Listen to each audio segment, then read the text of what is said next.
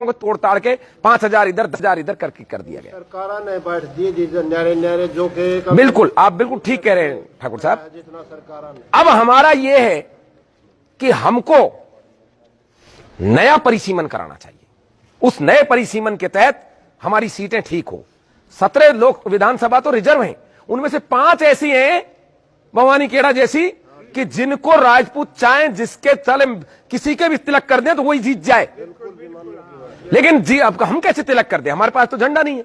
चौधरी ओम प्रकाश चौटाला ने झंडा बनाया देवीलाल जी के कहने पर और उसका नाम इनेलो है। और जब झंडा बन गया तो आपने देखा होगा कांग्रेस ने भी अपना मुख्यमंत्री भजनलाल को हटा के चौधरी भूपेंद्र हुड्डा को बना दिया। हमारे जाट भाइयों को दोनों तरफ से फायदा हुआ कि नहीं हुआ।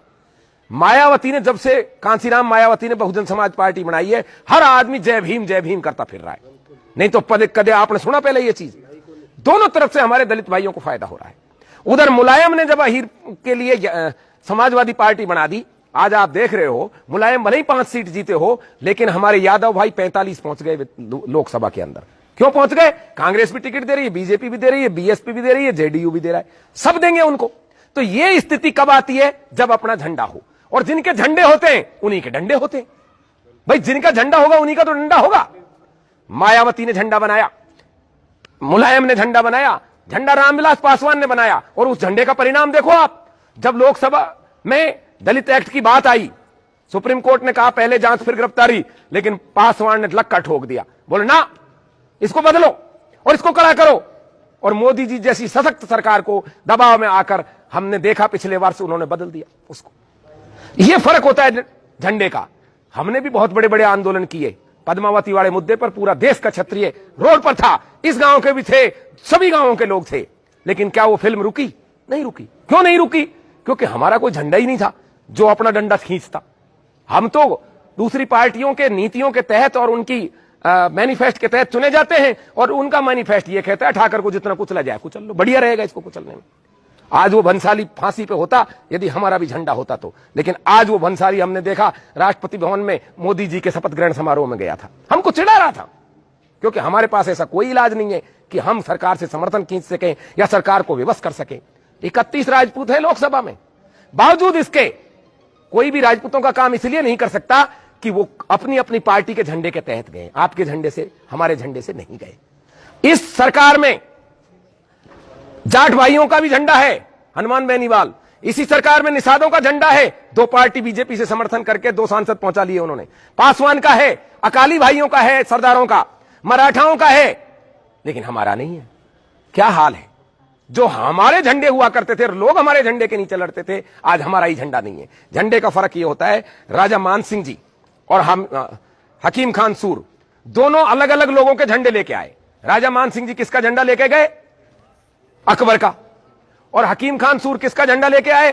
महाराणा प्रताप का। दोनों में युद्ध होता है। यदि हकीम खान सूर जीतते हैं तो झंडा किसका पहनाया जाएगा?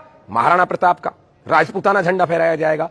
और मानसिंह जी जीतते हैं तो झंडा किसका फहराया जाएगा? अकबर का। अकबर सारा पिजन्या सा था, कभी महाराणा का सामना करने की उसकी हिम्मत नहीं थी, लेकिन देखो उसकी चालबाजी, झंडा थमा दिया मानसिंह जी को। मानसिंह जी ने दुनिया जीत ली, लेकिन किसके लिए जीती? अकबर के लिए। झंडा किसका टेक दिया? अकबर का। और यही कारण है कि वो सारा काल मुगल काल कहलाता है। बादशाह कौन कहलाता है? अकबर कहलाता है। ये झंडों की लड़ाई है। आज भले ही हमारे 31 राजपूत हों वहां, लेकिन वो हमारे झंडे के नहीं है, किसी और झंडे के हैं। आज ये राजपूत युवा बेरोजगार घूम रहे हैं। क्यों घूम रहे हैं बेरोजगार?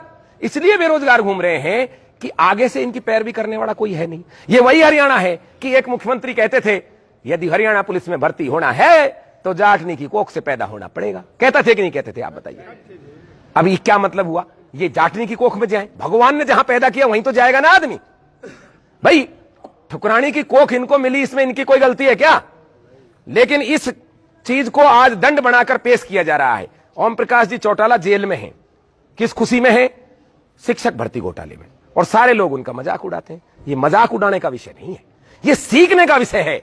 सीना तान कर वो कहता है कि मैंने अपने जाट भाइयों को मास्टर बनाया और मैं जेल में हूं, और जाट भाई भी सीना तान कर उसकी पार्टी को वोट देते हैं, आज भी देते हैं, चाहे भले ही बीजेपी जीती हो, लेकिन हर जगह 2-2, 3-3 लाख वोट उनकी पार्टी को मिले हैं। ये बात समझने की है। मुलायम सिंह कहते हैं मैं हर अहीर को करोड़पति देखना चाहता हूं, और कहते ही नहीं है बल्कि बना दिए। उत्तर प्रदेश में 50% एसडीएम आपको यादव जाति से मिलेंगे।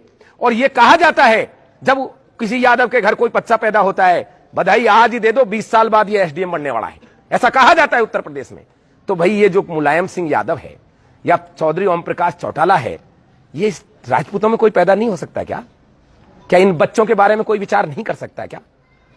ऐसे व्यक्ति की आज अपने समाज में जरूरत है जो अपना झंडा इन बच्चों के डंडे के ऊपर टांग कर, खम ठोक कर यह कह दे कि मैं भी भर्ती करूंगा बच्चों को, मैं भी घोटाला करूंगा, मैं जाने के लिए तैयार हूं जेल में, मैं मरने के लिए तैयार हूं। ऐसे व्यक्ति की एक दरकार है कि नहीं? यहां जरूरत है या नहीं बताइए? यदि जरूरत है तो क्या अपने पास है नहीं ऐसा व्यक्ति? समाज को एक करने के लिए, एक झंडे के नीचे लाने के लिए एक ऐसा व्यक्ति चाहिए जिसकी सब मान्यता रखें, जिसका सब आदर करें, सम्मान करें, स्नेह करें। हमारे अनेक सामाजिक संगठन हैं और पूरे शक्तिवान हैं। 5 लाख की भीड़ इकट्ठी हो गई आनंदपाल फेक एनकाउंटर में, लेकिन कोई भी नतीजा इसलिए नहीं निकला क्योंकि हमारे पास कोई राजनीतिक शक्ति या सत्ता में हमारी भागीदारी नहीं थी।